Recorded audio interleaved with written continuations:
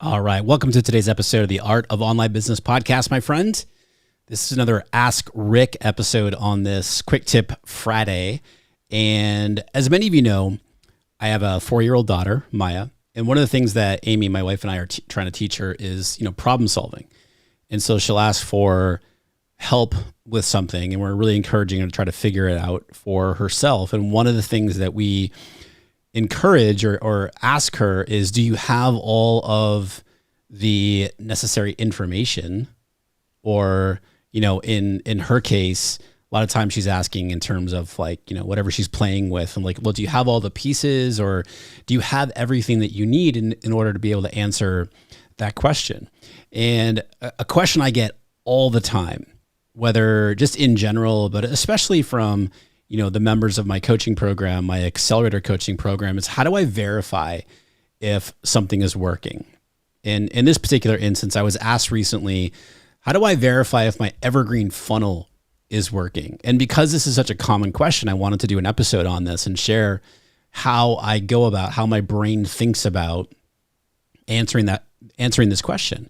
Because, just like with my daughter, is like, if you don't have all the pieces of information, it makes it that much harder to be able to answer the question. If we have incomplete information, then there's going to be gaps in trying to answer whatever it is that we're trying to answer. And so when you're trying to verify whether your funnel is working or not, one of the overwhelming things can be that you're trying to look at the entire funnel all at once, right? So just like if Maya is looking at, I don't know, her Peppa Pig house and she's trying to figure out why something isn't working, well, she might be looking at the entire house to try to figure that out rather than the one specific piece that she's having an issue with, right? And so to make things easier, you need to be breaking down each piece of the funnel to see where the actual breakdowns are, if there are any.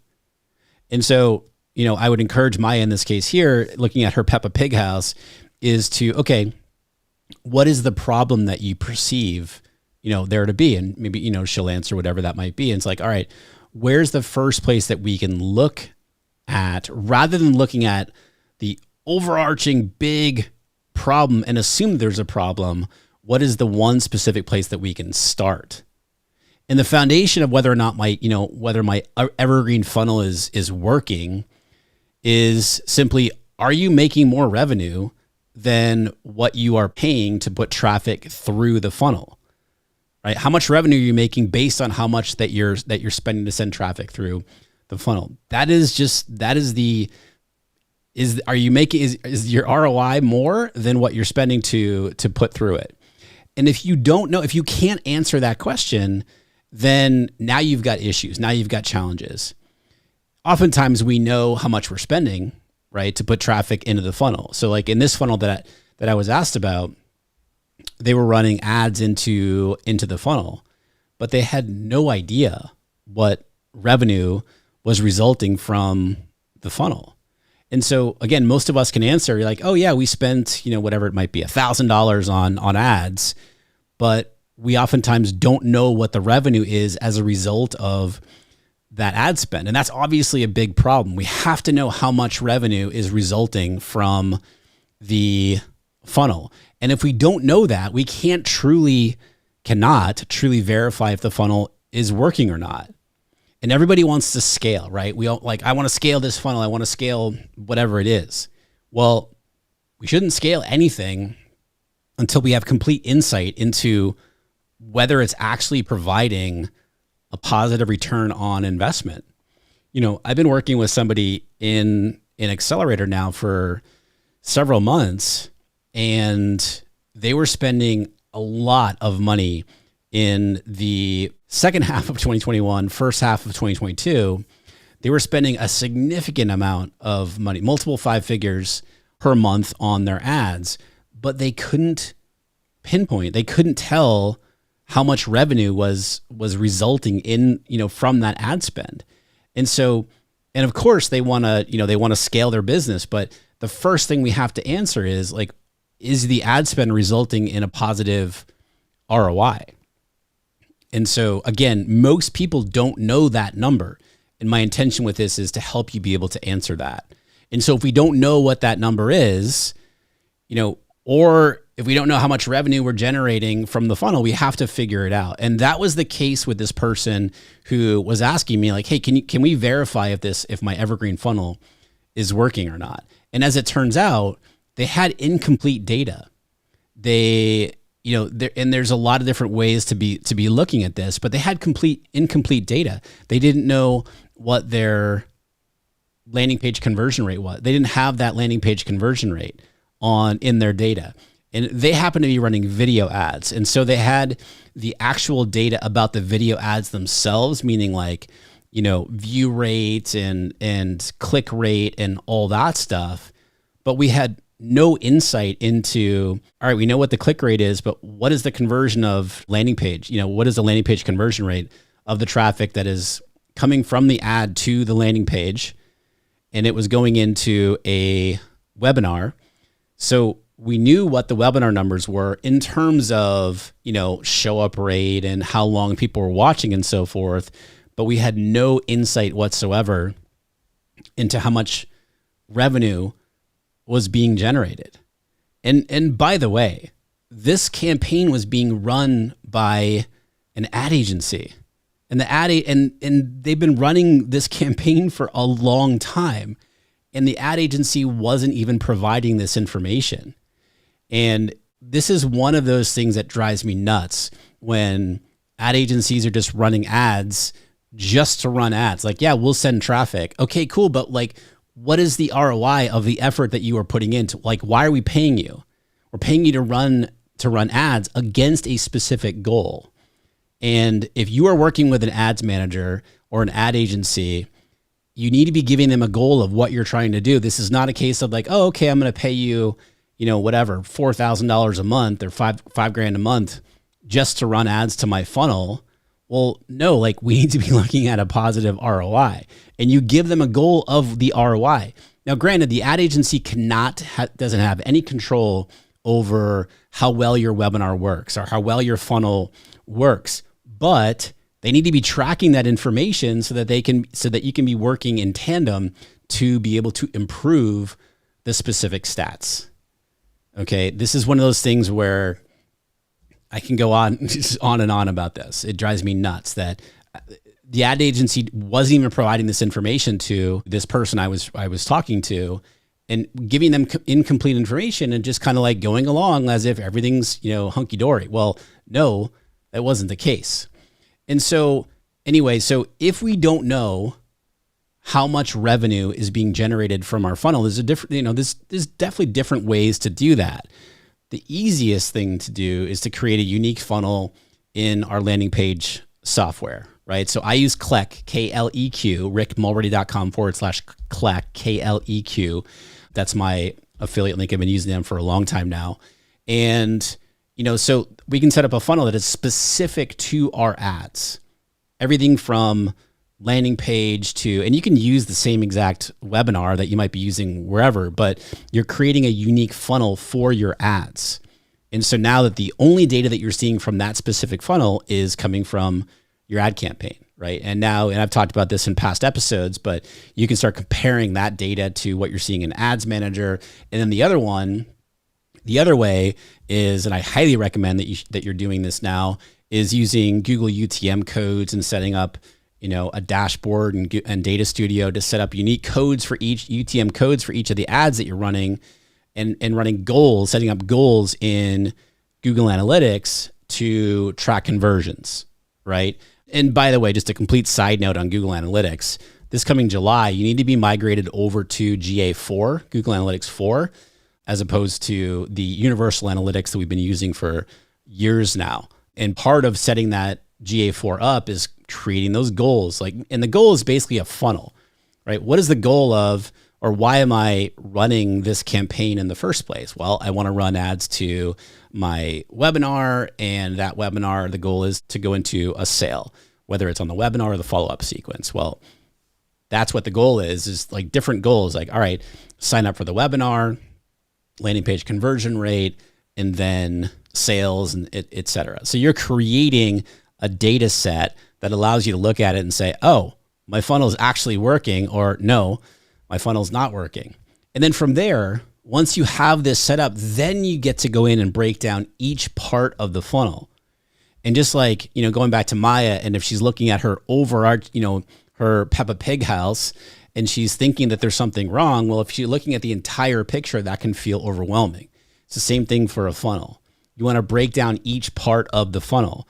We have to look at, what's your landing page conversion rate from your ads? Well, why is that important? Because if you have a low landing page conversion rate, your ad costs are going to be higher. There's some sort of breakdown, a discrepancy between the consistency between your ad and the messaging and the landing page, right? And if people are getting to your landing page and bouncing, it's telling the algorithm from whatever platform that you're using, whether it's Facebook or Instagram or YouTube or what have you, that it's not a good user experience, and it's going to hurt you in terms of running your ads. If you're doing a webinar, in this case here, the person I was helping was doing a webinar. I don't really take a ton of stock into how many sales are being made on the actual webinar. What I do want to see from the webinar is how long are people staying on the webinar? Because when you're tracking that and you see there's a total drop at 35% into the webinar, well, you get to go look at the webinar and say, all right, what's happening at this time? 35% in the webinar, like, what am I doing? What am I talking about? What's happened up to that point? And so if there's a huge drop, a consistent drop in your Evergreen webinar at that point, well, you get to make changes to it. And, again, it's using the data to make a decision. And then also how many people that are signing up are actually watching the webinar. But again, the bigger stat that I want to see is, what is the lead to sale conversion rate? What is the number of sales that are happening from your funnel in relation to the number of leads? And you just take number of sales divided by number of leads. Also, what is your earnings per lead? So you take your total revenue. So for example, if you take a 30-day window to look at, let's just say you look at the month of February. Okay, how much money did we generate from the funnel in the month of February? And then divide that by the number of leads that you put into the funnel. And so let's just say that your earning per lead is $30 and your cost per lead that you're paying is $5.67. Well, that's a pretty good gap, right? That's a pretty good discrepancy isn't the right word. A gap is a better way to say it, between $5.67 and $30. The bigger the gap, the better, because you're paying $5.67 per lead and the earning per lead that you're bringing to the funnel is $30. The idea is to stretch that gap even bigger. And so it's like, okay, how do we increase our earning per lead and decrease our cost per lead? And you can do one thing at a time, obviously. But these are the types of numbers that we need to know. What are your email open rates, during your quote unquote card open period or your open enrollment period, after the webinar, after your Evergreen? What are your email click rates? And I understand that it's all subjective, right? Because the rates are higher than what they normally are because of, automatic clicks and opens and all this other stuff. But at least you've got benchmarks. And so you have to know these numbers. If you don't know these things, it's okay, because you can only change things going forward. But the idea is to start collecting and tracking these data points so that you can start by verifying whether your funnel is actually working or not. And then when you have all of the data, when you have the complete picture, then you can start optimizing from there. And as it turned out, when I was helping this person answer the question, hey, can we verify whether my Evergreen funnel is working or not? We had incomplete data. We had no idea about the specific revenue being attributed to the ad campaign. Now, she had overall revenue in her business, but there was traffic coming from, organic social media and email list and that sort of thing. So it was all kind of grouped together. We had no insight into, I can directly correlate this much revenue from my ad campaign? And again, ad agency needs to be able to guide that conversation with their client. And again, they're not responsible for the actual funnel performance and stuff like that, but tracking it in, like, hey, this is the ROI from what we're running here.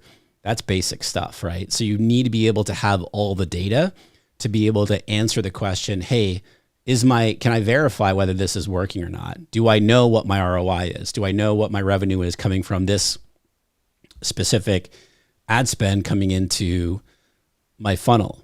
What's my earnings per lead? What's my lead to sale conversion rate?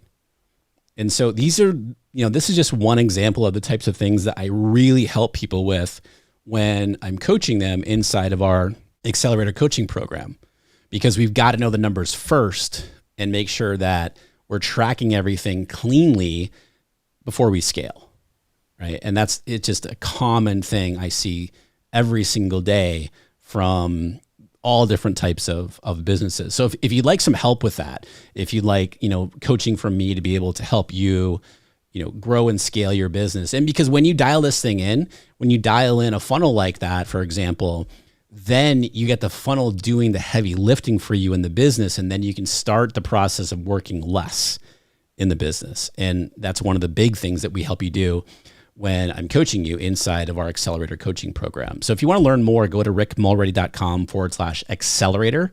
It's a short application right there. Fill out the application and look forward to reviewing that application. What additional questions do you have when it comes to breaking down your funnel? Were there things that I didn't cover today that you have questions about? Feel free to send me an email, rick@rickmulready.com. That's my direct email. Shoot it over, or shoot me a DM on Instagram. I'm at Rick Mulready on Instagram. All right. This is the key here, my friend. Having the data to make informed decisions and using that data to make the decisions, not emotion. That's the key to getting things squared away and the foundation before we scale anything. Thank you, as always, for tuning in today. I hope this was helpful for you. I appreciate you. Until next time, be well, and I'll chat with you soon.